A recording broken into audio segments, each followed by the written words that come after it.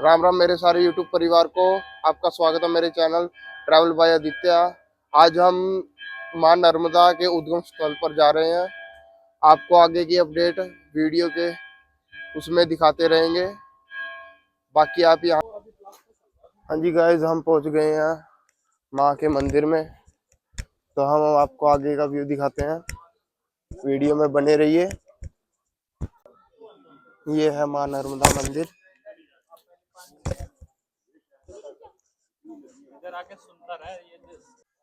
लो, हम मंदिर में पहुंच चुके हैं। अब हमारे साथ हैं उमर शंकर जी, उनसे हम आपको मिलवाते हैं। ये है उमर शंकर जी, ये आपको यहाँ के बारे में बताएंगे।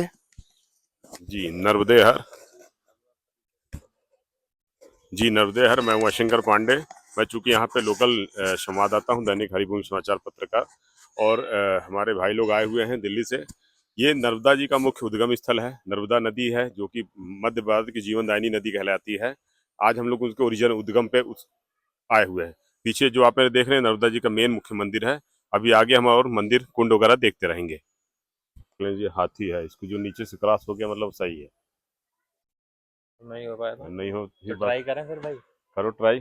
आदि मैं करता हूँ। करो। सबसे पहले ये जैकेट वैकेट खोल लो। आदि ही करेगा। नर्मदे बाबू निकल जाएगा। चश्मा निकाल लीजिए। चश्मा निकाल लो। मोबाइल वाला रखे तो निकाल लो।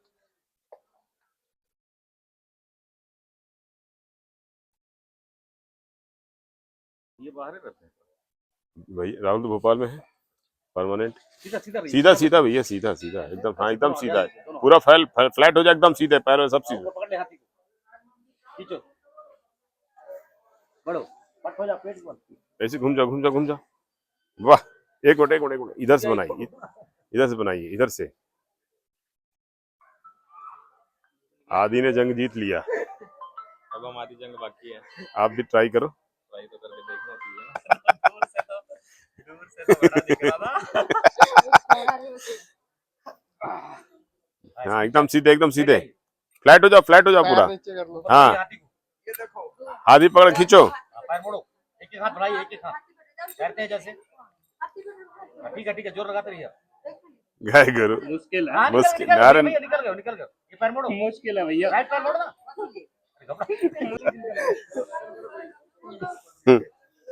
मुश्किल है। बैंड में ना जोर लग रहा था। इसका प्रभाव क्या है? माँ नर्मदा का ये उद्गम स्थली है। मैया जगत जननी नर्मदा का उत्सव स्थान है, जहाँ पर से माँ निकली हैं। अपन लोग वहाँ पर खड़े हुए हैं। समुद्र मंथन में 14 रथ निकले, जिसमें से एक विष का प्याला निकला, जिसका पान शिव जी ने किए, जिसके गर्मी से व्याकुल होकर पहले हिमालय की तरफ गए, जहाँ उनको शांति नहीं मिली।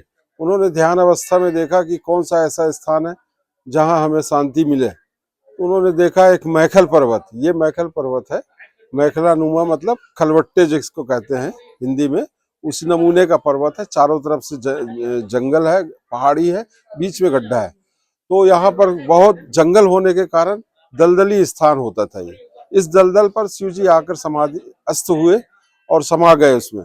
जो उनको हलाहल के कारण पसीना बहा, उस पसीने से नर्मदा जी का प्रादुर्भाव हुआ। इसलिए कंठ से माँ के, शिव जी के कंठ से माँ को निकलने के कारण अमरकंठ महादेव नाम पड़ा यहाँ।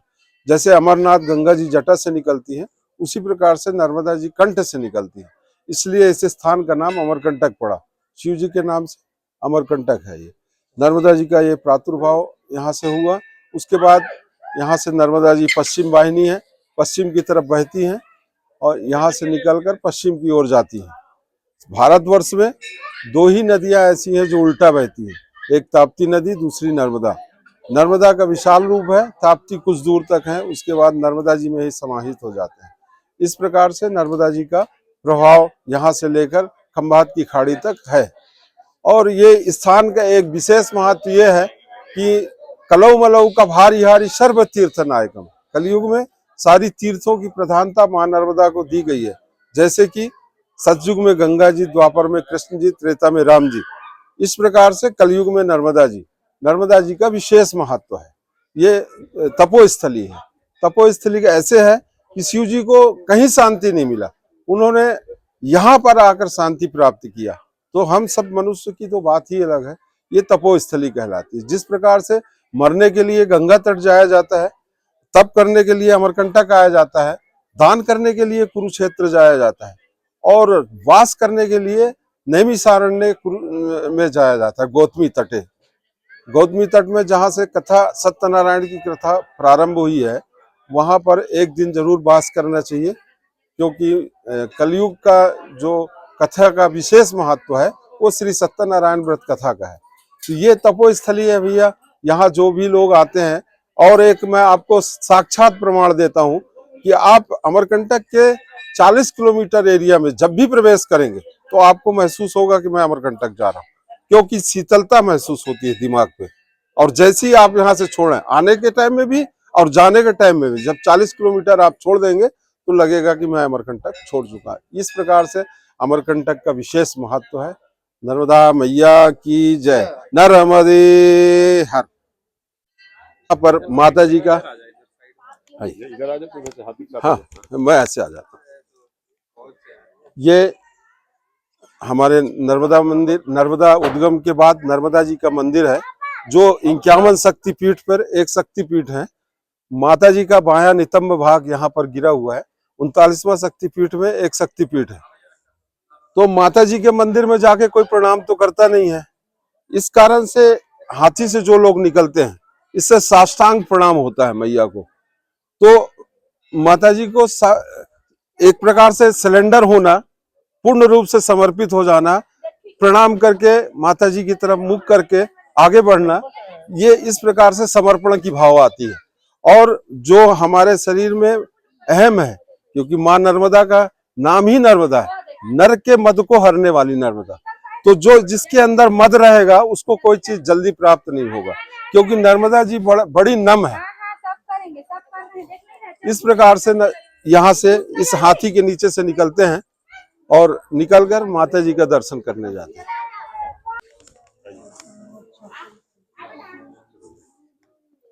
में तमीज नहीं रहता, लेकिन हाँ, इन्हीं के नाम से अमरकंटक नाम पड़ा हुआ है। ये स्वयंभू है, भारतवर्ष में 108 स्वयंभू में एक स्वयंभू है, जिसमें यहाँ अमरकंटक में है। सामने माता जी का 51 शक्तिपीठ में एक शक्तिपीठ है, और ये स्वयंभू है।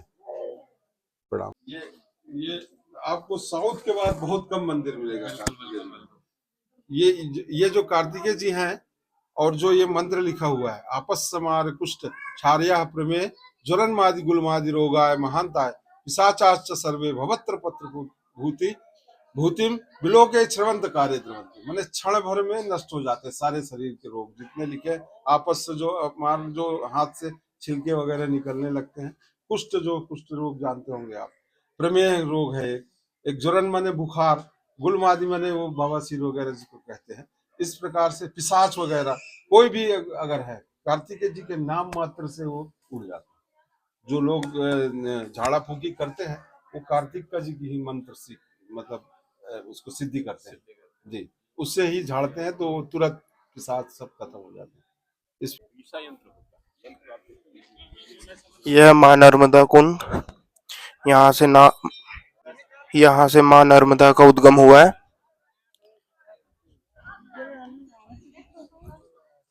यह माँ नर्मदा,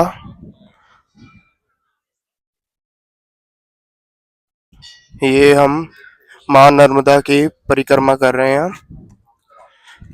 अगर कोई यहाँ पे आता है तो ये परिक्रमा करनी बहुत जरूरी है, तभी यहाँ का सफल होता है आना।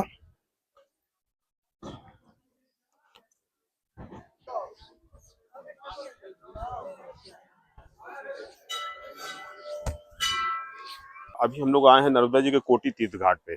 ये जो आप देख रहे हैं गौमुख, नर्मदा जी यहीं से निकल रही हैं, क्योंकि ये नर्मदा जी का उद्गम स्थल है, बाल रूप है, छोटी बच्चे का रूप है, इसलिए यहाँ छोटा पानी निकलता है, थोड़ा छोटी धारा है, और ये बढ़ते बढ़ते आगे विशाल रूप लेते जा रही है। ये जैसे अभी देखते जा रहे हैं, आगे कुंड बना है, फिर आगे घाट बना है, फिर इसके आगे 8 किलोमीटर आगे यहाँ पे नर्मदा जी का वो है, क्या बोलते हैं, वाटरफॉल है, जिसको कपिल धारा, दूध धारा बोलते हैं।